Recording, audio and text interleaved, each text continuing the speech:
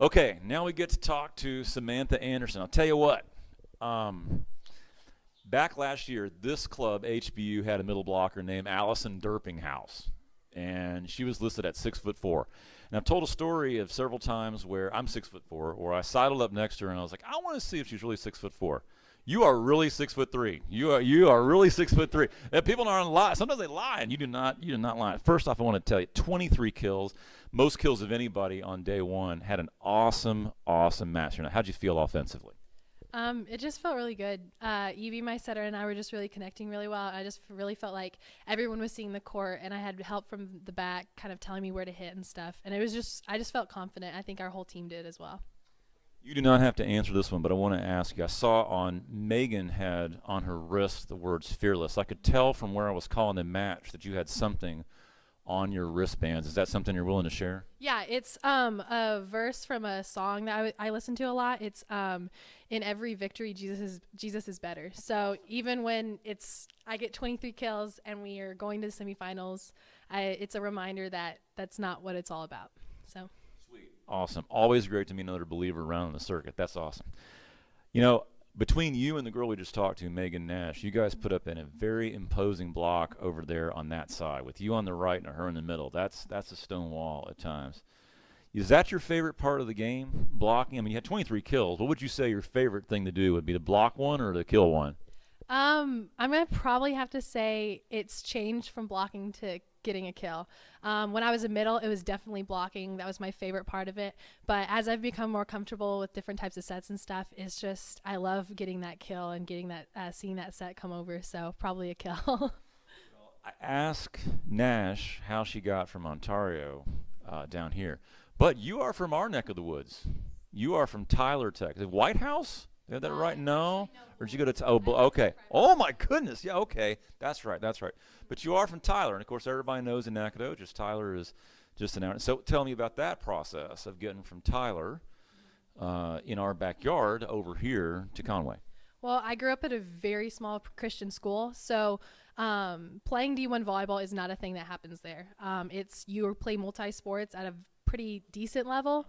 And so my senior year, I actually traveled 2 hours twice a week to go play in Dallas at Mad Frog. And by going to all those club tournaments and stuff, I got noticed by the UCA coach, and I got recruited there. And so no one had heard of UCA where I'm from. Usually they try and correct where UCA stands. They go, oh, you mean ACU? You mean CUA? And so it was a lot of just trying to explain to people where I was going to school. But along with that, it was being able to say, no, I'm going to UCA. We've been to the national tournament twice. We have this great team and stuff. So it was honestly a learning curve for me, because I had never heard of UCA before I was recruited here. But now I love it. Oh, my goodness. What a story that is. I'm glad I asked you. I didn't plan to ask you. You said you played. Did you know John Kreitzer when you were at Mad Frog? Yes. Yeah, he helped us a little bit with recruiting and stuff. And he left about a year after I joined the club. Okay, Kreitzer, I'm throwing you props. You know why I ask. He's former assistant at SFA. All right. This tournament's being played here in Ferris Center. You play most of your matches in Prince. We love to think of the fact that we think that Shelton and Prince are the two most energetic gyms in the conference, both super, super loud. If you've never been to a match over in Prince Center, you need to come do that. But talking about, the team does play over here occasionally, right, to get prepped for playing on this floor. Yes, sir.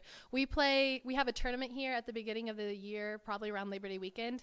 And then we played here just last week. And so we like to get in here before the conference tournament and really feel it out and get used to we have a lot farther to serve. And so it's kind of the depth perception as well. But we love playing in here as well. It's different than playing in Prince. Prince feels like home, but this is also the place where we've won a conference tournament championship before. So this place is also near and dear to our hearts.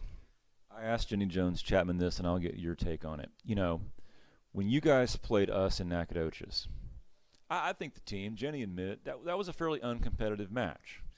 Then when we came here, it was at a time when things had sort of righted the ship here at Central Arkansas, and you turned the table on us and had a sweep here in the Prince.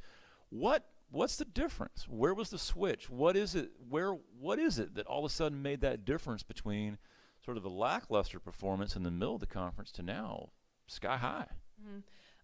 Team chemistry.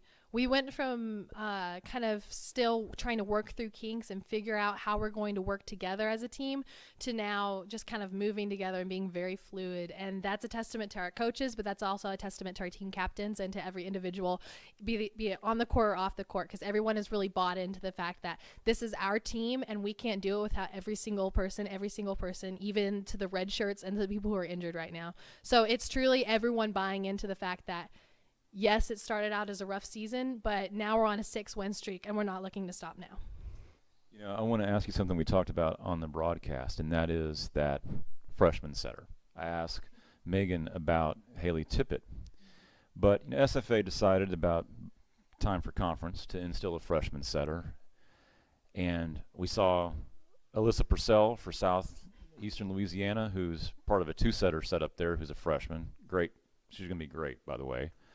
But Elizabeth Armstrong, a little bit unsung with all the hitters here. Talk about, y'all call her EB. First off, explain to me where the EB is. Is EB Elizabeth? Is that where the EB is? Okay, I might even call her EA or something like that. Okay, but talk about Armstrong. I thought she had a pretty good match tonight. EB is such a strong setter, and she really has kind of flown underneath the radar as setters go, which actually she's been up there on all the rankings for all the setters. So we really wanted to argue her for freshman of the year and setter of the year because we know how great she is. And her running the court as a freshman, coming in the first game of the season, as she's been running the court ever since, and she's done really well under pressure. She surprises people on her block. She's a threat offensively because she has these dumps that she can get, but she can also run an offense, which is what we need, and it's been so much fun to play with her this season. Well, my loyalty is always with Stephen F. Austin, and the folks know that read the blog and that watch the videos and read things that I write. But since 2009 when I've been doing this, I always look for sophomores that become favorites that are non-SFA players. And we already talked to Megan about Blair Gillard, but I'm telling you, I think this is it right here. This whole year I've been so impressed with Sam Anderson. I think she's going to be my sophomore sensation for this year. I'm going to watch her the next 2 years. Sam, really impressed with you. You had a great match. Thanks for being willing to sit down. Thank you very much.